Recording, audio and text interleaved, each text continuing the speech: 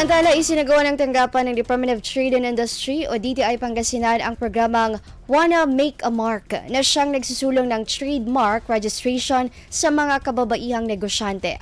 Sa pakikibahagi ng iba't ibang sektor sa lokal na gobyerno sa lalawigan at Intellectual Property Office of the Philippines ay naisakatuparan ang pagsasagawa ng naturang awareness seminar. Ibinahagi dito ng IPO-PHL ang kalagahan ng pagprotekta sa isang brand at mga pagpapaangat pa rito sa pamamagitan ng IP registration. Isinagawa ito sa pamamagitan ng isang hybrid session sa tulong ng mga negosyo centers upang makasama ang mga MSMEs sa buong lalawigan. Hindi lamang ito karagdagang kaalaman, bagkos ay pagpapaangat na rin sa mga kababaihan sa mundo ng pagninegosyo, maging pagpapalakas rin sa sektor ng MSMEs. IFM News. IFM News. IFM News.